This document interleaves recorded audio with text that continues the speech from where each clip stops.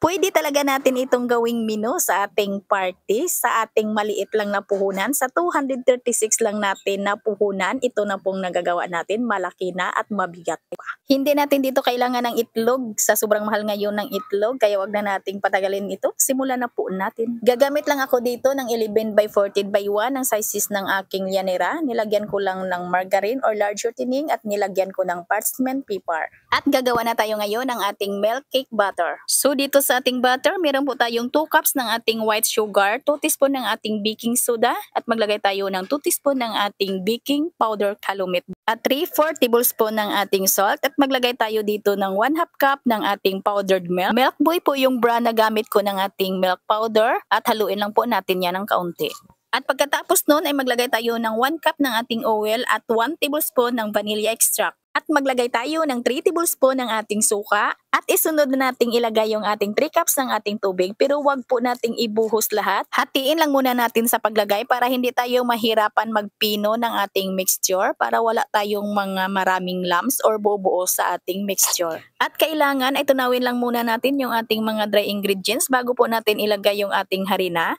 Itong harina ko mga palangga ay nasala ko na po ito. Kailangan po nating salain yung ating harina para po wala tayong mga buo-buo. Para rin hindi tayo magkaroon dito ng maraming lumps. At haluin lang po natin hanggang sa mapakinis natin itong ating mixture, at kailangan ay pakinisin muna natin itong ating mixture bago po natin ilagay yung natira nating tubig.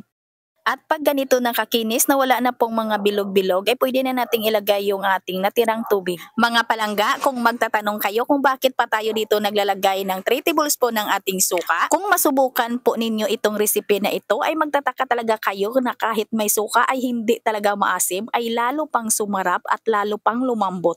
Ayan, pagkatapos po nating nailagay yung ating natirang tubig, ito na po yung ating mixture. Ayan mga palangga, napakakinis. At bago po natin ito isalang, ay kailangan po ay nakapag-preheat na po tayo ng ating oven. Mainit na po talaga yung ating oven, mga 5 minutes, para po maganda yung alsa ng ating moist cake.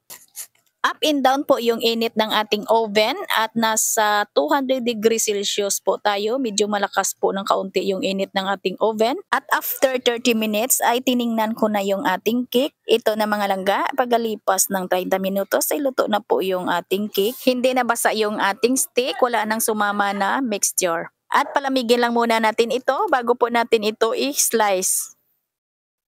4 by 12 po yung slice ko dito, at pagkatapos kong ma-slice ay isit aside ko lang. At ngayon ay magluluto na tayo ng ating milk mixture.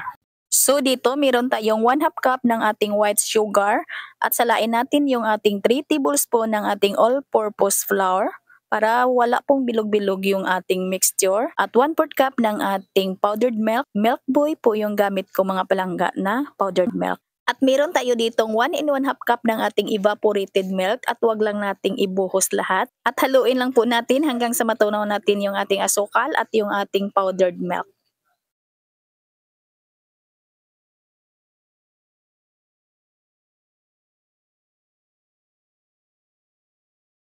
At yung ating powdered milk na kahit sinala na po natin ay medyo matigas talaga. Hindi talaga mawala yung mga bilog-bilog na maliliit. Salain na po natin. At pagkatapos ay lutuin na po natin ito sa mahina lang na apoy. At huwag lang po nating tigilan sa paghalo, baka masunog yung ilalim. Haluin lang po natin ito hanggang sa lumapot.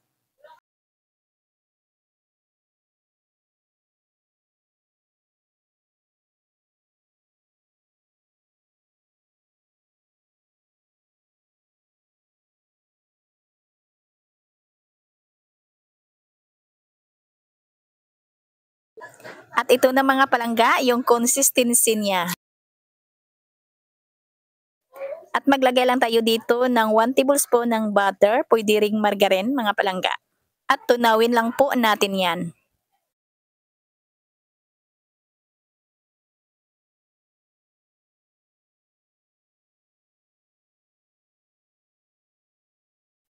Ayan, at pagkatapos ay agad nating ilagay sa ating cake.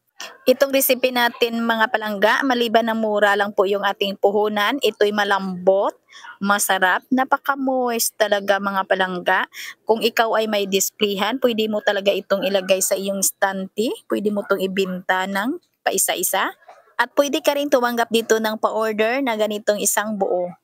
Itong ating recipe na ito ay malaki, malapad at mabigat pa. Ayan, aabot ng 2 kilo at 342 grams po yung ating cake. Hindi na natin kailangan talaga ng itlog para po mapalambot natin yung ating cake at hindi na natin kailangan ng malaki pang puhunan para po tayo makagawa. O ayan na mga palangga, may menu ka na? Sana nagustuhan po ninyong video natin ngayon. Magkita-kita po tayong muli. Ito pong inyong Kainday Tinapay. Maraming salamat at bye-bye.